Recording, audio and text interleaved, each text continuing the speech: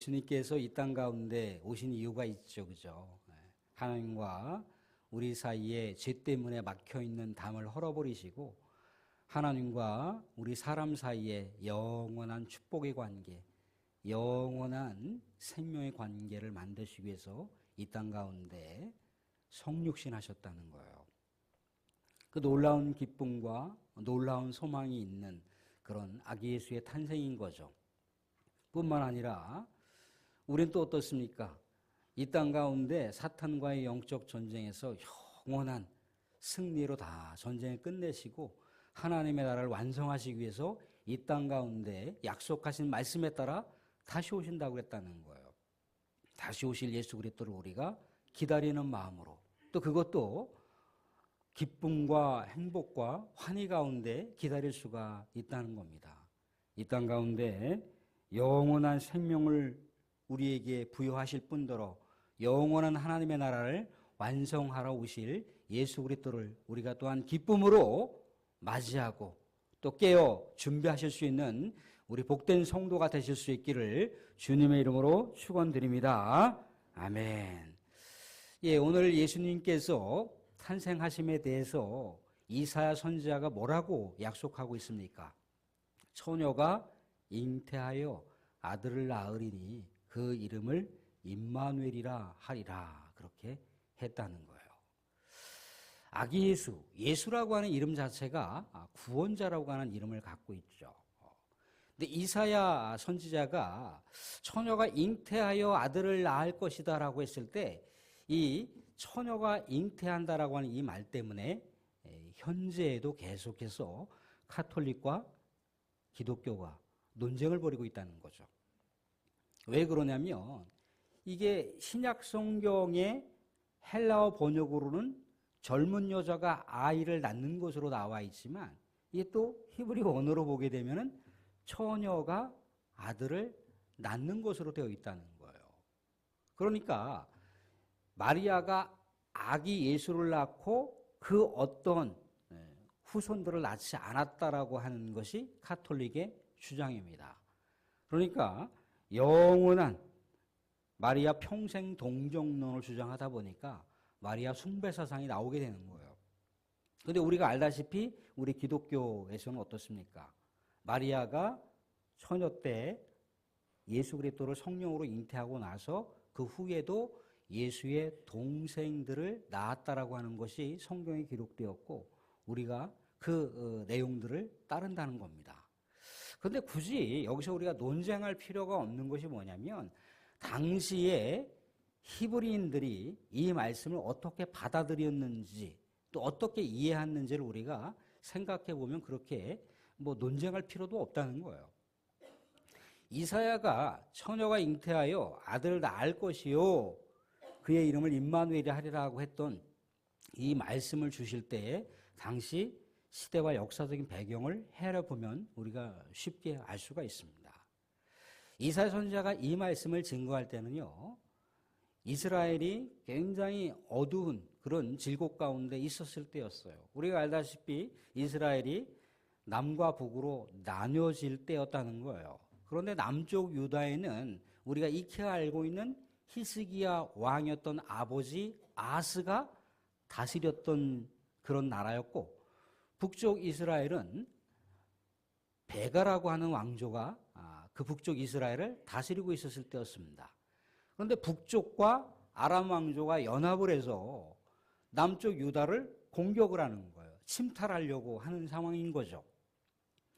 이럴 때 준 말씀이 오늘의 말씀이에요. 그러니까 처녀가 아들을 잉태한다라고 하는 것이 이게 상식적으로 이게 가능한 일입니까? 불가능한 거죠, 그죠? 도저히 이게 상식과 통념으로는 가능한 일이 아니라는 거예요. 그런데 하나님의 구원의 방법도 이와 마찬가지라는 거죠. 인간의 상식과 인간의 이해로는 도저히 헤아릴 수 없는 하나님의 구원의 방식이 남쪽 유다에게 임할 것이니까 하나님이 우리와 함께 한다라고 하는 이 약속의 말씀을 붙들고 어떻게 하라는 거예요? 믿으라는 거예요. 하나님을 의지하고 하나님의 약속을 믿으라는 겁니다. 우리가 알다시피 여호수아가 가나안 땅을 정복할 때 정말 신묘막측한 방법으로 이스라엘 백성들이 가나안 땅에 정복 전쟁에 승리하게 됐고 입성했다라고 하는 그 내용들을 우리는 너무나 잘 알고 있다는 거예요. 이처럼 하나님의 약속의 말씀을 믿으라는 거예요. 하나님을 의지하라는 거예요. 하나님을 의지하면 구원의 방법이 보인다는 거예요. 근데 이때 히스기야의 아버지 아하스가 하나님의 말씀은 도저히 현실적으로 계산이 안 나오는 거예요. 견적이 안 나오는 거예요. 말 같지 않은 말을 일하는 거죠. 지금 풍전등화와 같은 나라의 지금 이 위기의 상황 가운데서 하나님의 약속의 말씀을 붙들고 의지한다라고 하는 것은 도저히 말이 되지 않는 상황이라는 거예요. 그래서 여러 가지 국가 외교적인 역학 관계에 따라서 당시에 가장 강대국이라고 일컬어지는 아수르를 의지했다는 거예요. 하나님을 의지한 것이 아니라 아수르를 의지했어요. 물론 순간적으로 그 당시에 나라가 풍전등화와 같은 그런 상황들을 살짝 모면할 수 있었을지 모르지만 나중에 이 아수르 제국에 의해서 남유다가 비참한 그런 지경에 이르는 상황들을 맞이하게 된다는 거죠. 궁극적으로 이 말씀은 믿음의 문제였다는 거예요. 과연 하나님의 신묘막측한 방법으로 이스라엘을 구원할 것이니 남유다를 하나님께서 구원할 것이니 하나님의 약속의 말씀을 의지하고 하나님이 함께 하신다는 것을 믿음으로 그렇게 붙들고 나아갔다면 놀라운 우리 하나님의 구원의 역사를 경험했을 텐데 아하스가 하나님의 말씀보다 외교적인 관계에 있었던 아수를 의지했다는 거예요. 하나님의 구원의 역사를 그가 경험하지 못했다는 거죠. 그런데 이사야가 이렇게 예언한 말씀을 700년이 지난 후에 누가 이 약속의 말씀을 성취하는 경험을 하게 됩니까? 오늘 본문에 나와 있는 대로다가 요셉과 마리아가 이 놀라운 우리 하나님의 구원의 역사를 마주하게 되더라는 거예요. 요셉도 갈등을 일으켰죠. 당시에 결혼이라고 하는 제도 가운데 정혼했다라고 하는 것은요, 물론 부부의 관계가 성립이 되는 것이지만 정혼하고 나서 정식 결혼을 할 때까지는 두 사이 신랑과 신부가 정결한 몸과 마음을 유지해야 됩니다. 그것을 위해서 정혼의 시간들을 갖는 거예요.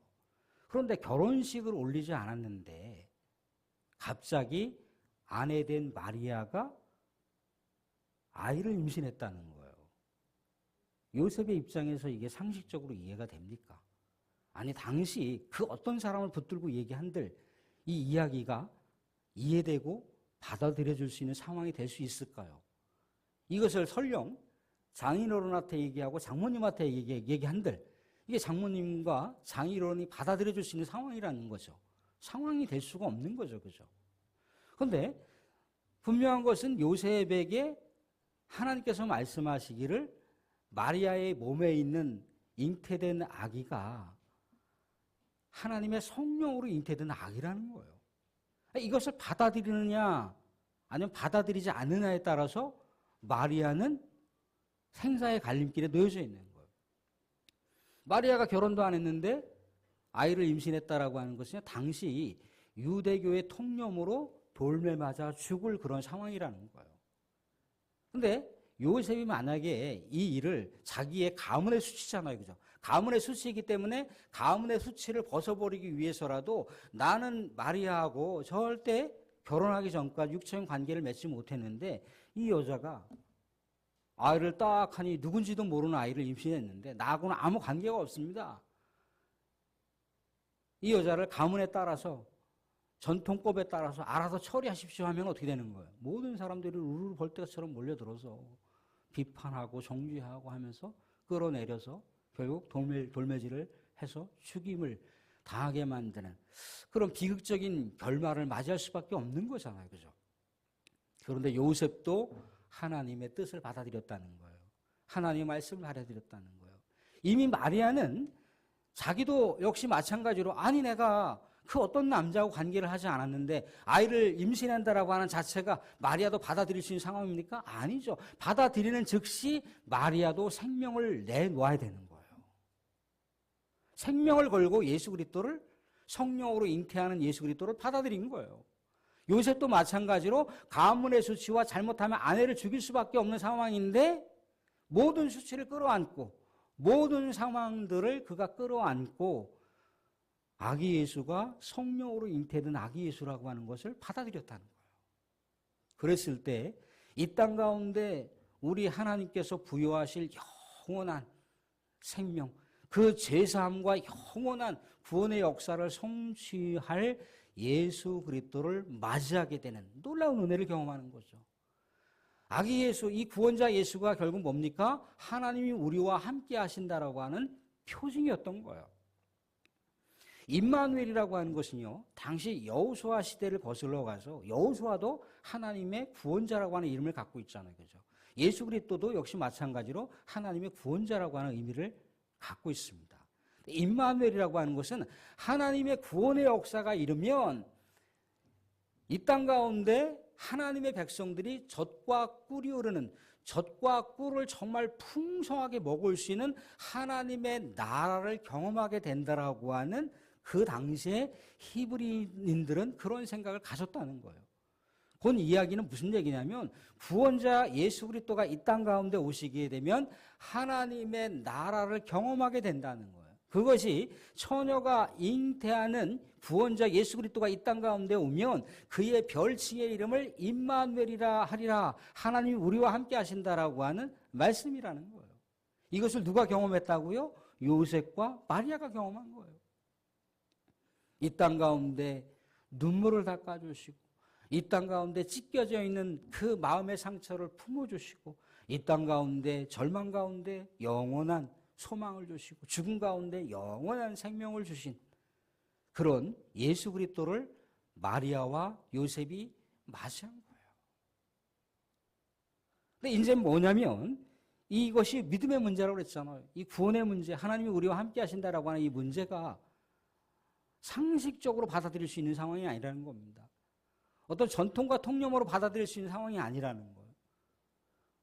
동정녀 마리아가 이 땅 가운데 아기 예수를 잉태하여 이 땅 가운데 예수 그리스도가 탄생하였습니다라고 하는 이 놀라운 진리의 말씀을 누가, 세상 그 어떤 누구가 받아들이겠냐는 거죠. 세상 사람들은 그러겠죠. 기독교인들은 신화를 믿는다라고 하겠죠. 그죠?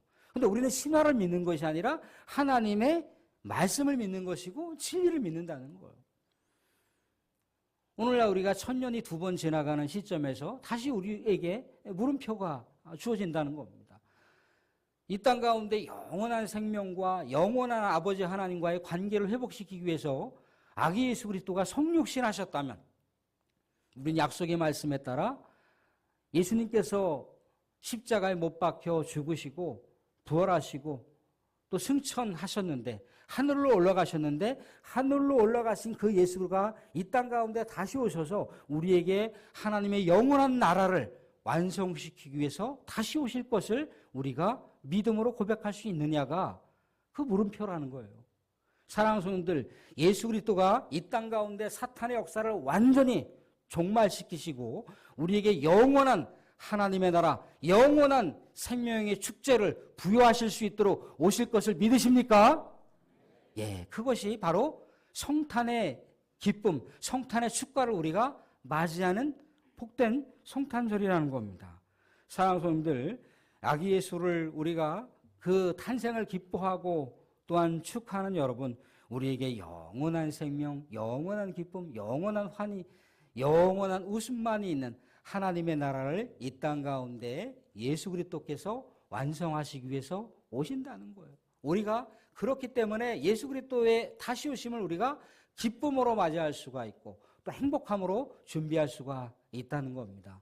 사랑하는 성도들, 예수 그리스도가 이 땅 가운데 다시 오실 때까지 늘 언제나 기쁨과 행복과 축복과 환희 가운데 깨어서 우리 예수 그리스도의 다시 오심을 준비하시고 예수 그리스도를 또한 이 땅 가운데 오셨던 그 축복을 우리가 축하하며 계속해서 예수 그리스도 안에서 하나님 안에서 축복된 성도로 살아가실 수 있기를, 기쁨의 성도가 되실 수 있기를 주님의 이름으로 축원드립니다.